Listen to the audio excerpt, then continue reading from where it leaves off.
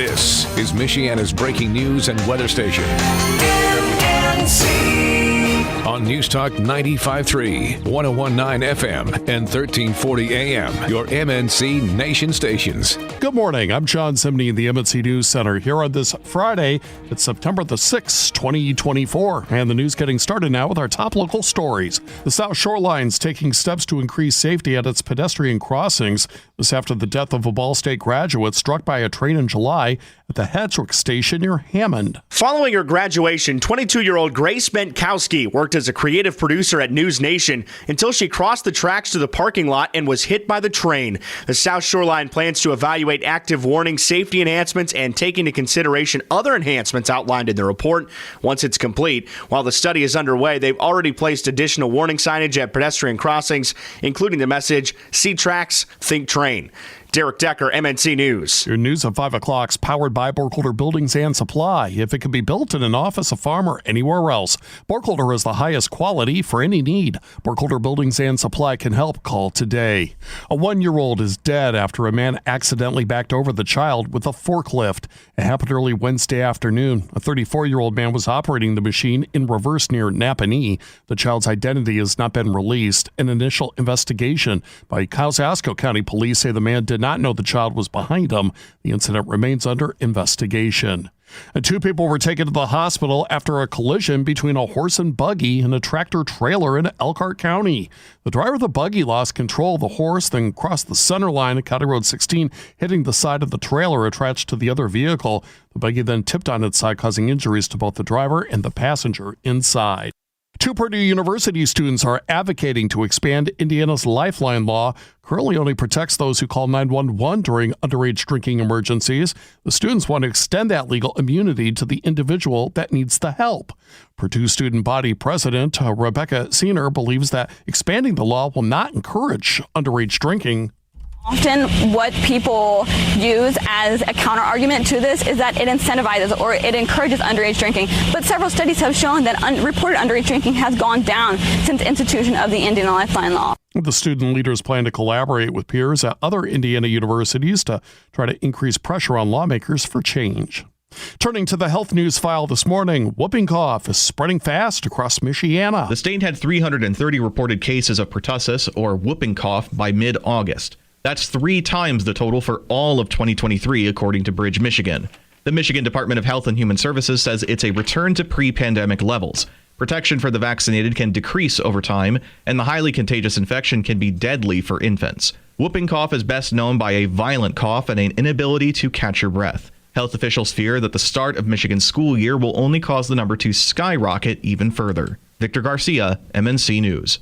And the Elkhart County Symphony will kick off their 77th season this Sunday at the Wellfield Botanic Gardens. Rhythms in Bloom will welcome guest saxophonist and composer Sean Imboden. Con Selmer Endowed Music Director Dr. Sue Hahn will be conducting the symphony. Single concert tickets and season tickets are available online at thelerner.com, or you can get them at the box office. Indiana officials are thinking of using federal funds to help Hoosiers on Medicaid waiver wait lists. With nearly 14,000 people waiting for services, the state currently enrolls almost 1,000 individuals monthly. Concerns are rising over those who have spent down assets while waiting for assistance. Officials are exploring using American Rescue Plan funds to bridge this gap, aiming to provide temporary financial support to those most in need. And that's Joe Ullery reporting. We have some tech news to bring you up to speed on this morning, as construction on an electric charging highway in the area of Lafayette is now complete. Crews installed wireless EV chargers beneath the pavement. Testing of the new technology is scheduled for next year using a semi-truck equipped with a special wireless charging receiver. And that's Terry D. reporting. Meantime, Michigan residents may soon see package deliveries happening by drone. The state plans to set up a new drone corridor in an area between Alpena and Graying by spring, according to Bridge, Michigan. They aim to establish a drone zone in early 2025, making a 6-mile-wide airspace to test the technology that may help make large-scale drone deliveries more routine. The drone corridor would be the first in the state and would allow unmanned aircraft to fly out of a pilot's view. Bridge, Michigan states that the impacts could include new military military and corporate researching spending, with a statewide network possibly following. The man accused of a deadly shooting at Galley Sports Pub in Elkhart has had his jury trial rescheduled. It happened in December when officers responded to reports of a shooting and found 30-year-old Michael Pike dead at the scene, as well as 24-year-old Jalen Young gravely injured. The Goshen News says that police were informed that Christian Wall, who was sitting in a vehicle in the parking lot, was the shooter. Reports say the fight between Young and Wall had broken out in the parking lot when Pike tried to break it up. Young was pronounced dead later on at the hospital. Wall's trial has been rescheduled from September to February. Alyssa Foster, MNC News. The new numbers are in as troopers from the Indiana State Police Lowell Post and officers from the Commercial Vehicle Enforcement Division conducted a 24-hour blitz last Friday targeting traffic violators and criminal activity along I-80-94 and I-65. The intensive patrols led to 327 traffic stops, 12 defendants incarcerated, 6 drug-related arrests, 9 DUI arrests, and 237 citations issued. Well, it turns out racist prison guards, all part of a former Hoosier politician's time in federal prison. Brent Waltz served as an Indiana state senator, but he was found guilty of breaking campaign finance laws. As a result, he served time in a prison in Ashland, Kentucky, where he says he witnessed rampant racism. They made the inmates have fried chicken and melon for Martin Luther King Day as an inside joke. I felt horrible eating that. I felt very uncomfortable. Waltz, speaking with WIBC's Kendall and Casey, says he regrets pleading guilty, and now he's trying to get his conviction overturned. Ryan Hedrick, Network, Indiana. New today, the Buchanan City Commission is now trying to reestablish the Downtown Development Authority. The DDA was disbanded in 2020, and restarting it could cost between $20,000 and $30,000. They say some of the money could come from leftover funds that were not dedicated to specific projects at the end of their dismantling. Commissioner Dan Vagansky said the newly reconstituted DDA does not have to suffer from the dysfunction the old DDA did, and WSJM says it could take over the effort to have Buchanan designated as a Michigan Main Street city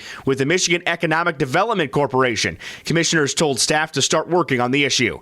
Derek Decker, MNC News. Here's a reminder that residents in the Osceola area are invited to get free dental services later on today. The team at Osceola Dental Care will be offering services to the community as part of Free Dentistry Day. With evidence linking oral health to overall health and well-being, the goal is to improve the oral health of those in the community who may not have dental insurance.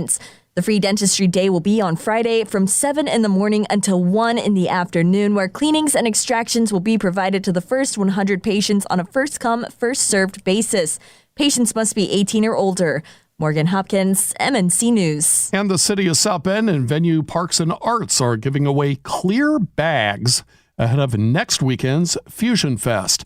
The giveaway is happening at 5 o'clock this afternoon at the Howard Park Events Center.